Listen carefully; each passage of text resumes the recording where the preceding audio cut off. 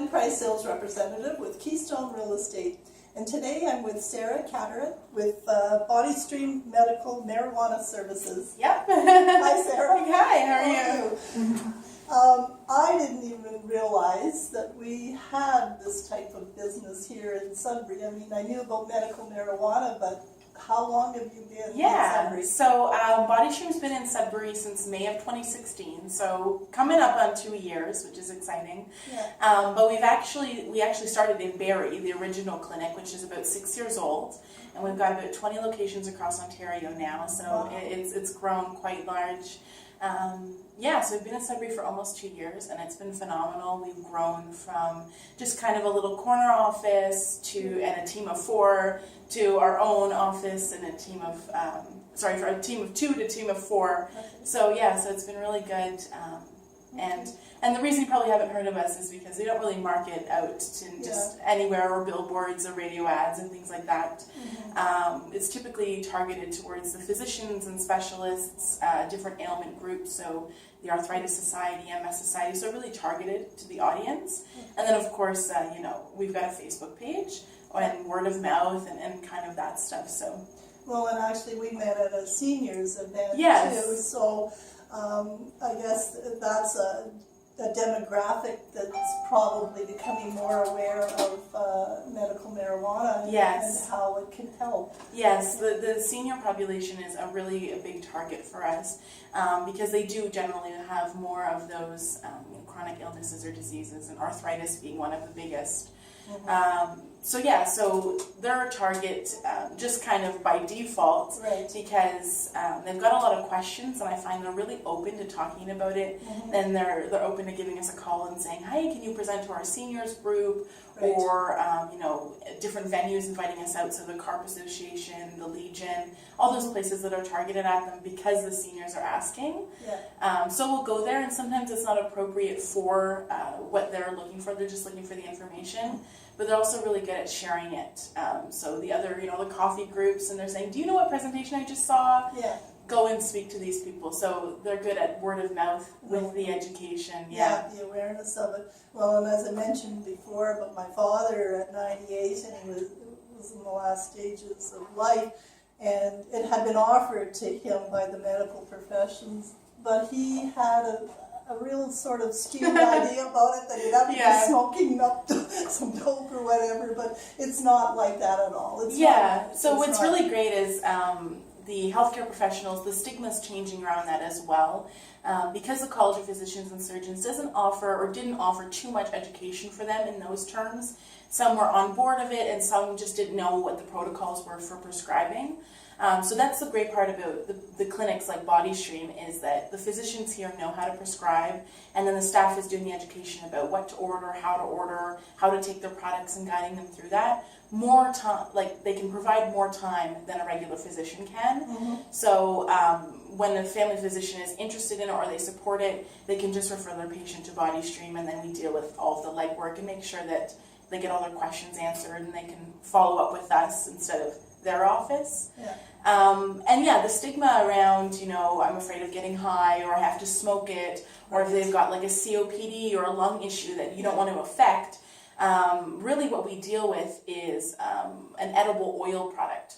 So it would go under your tongue, or you could put it in a little bit of a juice or your food to consume it. And the pros of that is it takes a little bit longer to take effect, about half an hour to 2 hours, but it's lasting about 6 to 10 hours. Where a vaporizer, which is an alternative to smoking, it's a lot healthier for you, but it does play a big role as well for depending on the condition or the goals of the patient. With that side of it, it's a quicker relief, so about 10 to 30 minutes to take effect, but only about 2 to 4 hours lasting. Mm-hmm. So they both have their pros and cons depending on, is it a social anxiety? You only have an issue when you're going out. Well, you can use a product as needed for vaporizing. But you've got a chronic condition, a pain all the time. You want to take your oils and get long-term relief all the time. So it really depends about what the patient's goals are and their condition. Yeah, I mean, I've definitely heard about it for pain. What are some of the other illnesses or conditions that might treat, like you mentioned, anxiety, but... So anxiety, depression, MS, fibro, all the chronic pain, so whether it's an injury or pain associated with another condition, insomnia, cancer, which is typically like the chemo or radiation, trying to balance out, insomnia, but also nausea, appetite issues. So kind of controlling all of that for the cancer patients. The list goes on and on. There's seizures, irritable bowel, arthritis. So yeah. That's amazing. Yeah. Because people wouldn't, like I say, I've heard about the pain, for pain control, but the other thing is, can somebody just walk in off the street and say, I want some, or what's the process for the average person? So they're more than welcome to come in and ask us how to get the process started, but they won't see a doctor that day. The process is either giving us a call, email, stopping by, and then we would guide them to complete an intake package, which is a patient questionnaire, patient history, just so we can know a little bit more about what's going on in the day-to-day, their goals. And then from that, we can either help them to get a doctor referral from their family physician or specialist, or to help them gain access to their medical documents. So we do need some type of medical documentation of a pre-diagnosed condition, and that's what we're prescribing off of. So our doctors are only specialized in prescribing medical marijuana. They don't do other testing. They don't do other follow-ups for other conditions, or the regular follow-ups that the other doctors do. So this is just specialized for medical marijuana. So when they come in, they would do that intake package. They would either get a doctor referral or the medical documents, and then from that point, they would be booked an appointment with a physician. So our physicians are on site. They're over the Ontario Telehealth Network, which is the OTN network. So they would come in, see the doctor through like a computer screen for about a 20 to 30 minute consultation.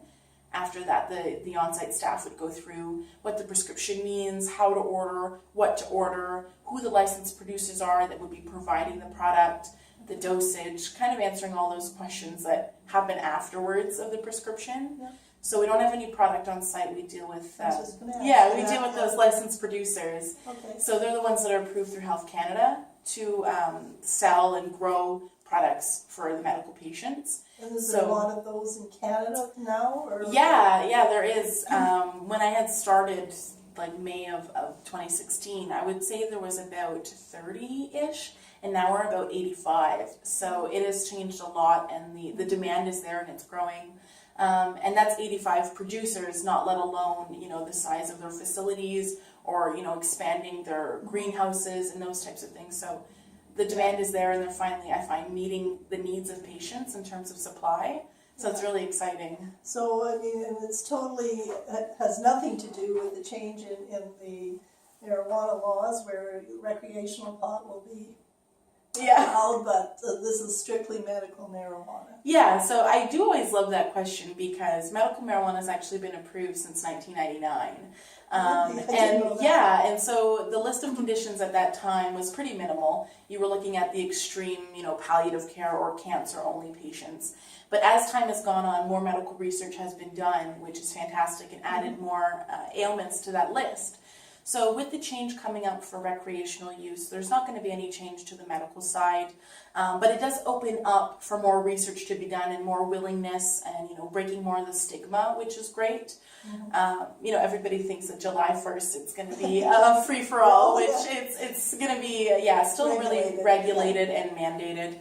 But the big difference is, number one, is when you're using recreationally, you're using it as a luxury, right, or as fun. Yeah.